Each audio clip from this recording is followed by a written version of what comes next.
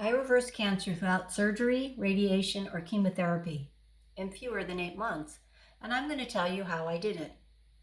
But first, know that everyone's body is different and everyone's journey with cancer is unique.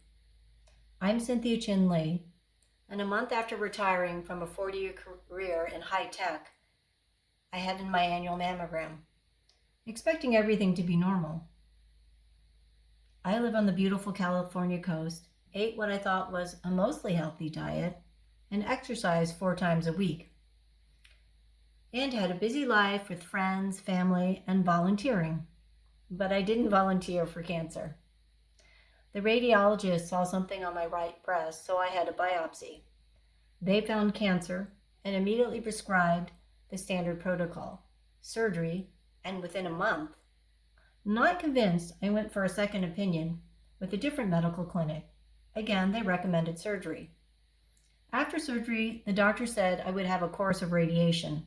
He explained that there were risks with radiation, though, and in some cases, radiation could cause secondary cancer. In many cases, chemotherapy is advised, but my tumor was small and not aggressive. My cancer was estrogen positive, meaning it should respond to hormone treatment. Hormone blockers are normally given after surgery. Despite the pressure to schedule surgery and radiation, I decided to do research and found lots of resources that pointed to food as a way to manage cancer. In fact, there were many books on remissions by overhauling one's lifestyle. The vegan diet was a foundation. Curious to find out what my surgeon thought, I asked her. She told me to eat 5 helpings of fruits and vegetables every day. This was in contrast to what I found in books and videos, that a whole food plant-based diet can reverse and prevent disease.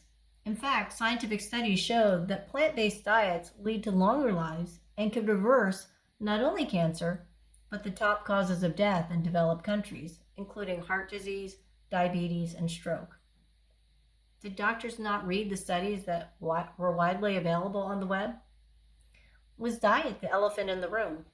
I dropped meat, seafood, and dairy and began eating fresh fruit and vegetables, whole grains, potatoes, and sweet potatoes, with a small amount of beans, nuts, and fats like avocado. Studies also showed the support of family, neighbors, and friends could make a huge difference in health outcomes. Lucky for me, I have a loving family, close neighbors, a warm spiritual community, and a large network of friends and former coworkers. On top of that, I increased my exercise, jogging, biking, weight training, practicing yoga and Tai Chi. Also, I took up the new hobbies of cooking and gardening. I read many case stories of people reversing cancer through major lifestyle changes. But it seems like doctors were ignoring this. Perhaps they were too busy ordering expensive treatments like radiation and surgery, making an average of $140,000 per breast cancer patient. It reminded me of how long it took to acknowledge tobacco's deadly toll. Even though scientists published studies from the 1930s irrefutably linking tobacco and cancer, doctors and governments did nothing until the 1980s, 50 years later, to deter smoking through public policy. In 1959, scientist Dr. Takahashi Sugimura discovered cancer couldn't grow when he eliminated the amino acid methionine from the diet of rats with cancer. In 1976, Dr. Robert Hoffman discovered the Hoffman effect. The cancer cells were addicted to methionine and couldn't thrive without it. Thus, the Nutritional Oncology Research Institute, NORI, recommends a low-methionine diet and nutraceuticals like sodium selenite. The foods highest in methionine: seafood, meat, and dairy. I started NORI's protocol and also took a hormone blocking drug. 8 months later, my PET scan showed no evidence of cancer. Hallelujah. I continue to eat a low methionine diet and now take a supplement called methionase to degrade methionine. I also do ultrasound checkups every 6 months. The connection to diet and disease is not new. In the book The China Study, T. Colin Campbell looked at a 20-year study of people in 65 counties in China and found that people who ate a whole food plant-based diet could escape, reduce, or reverse many diseases.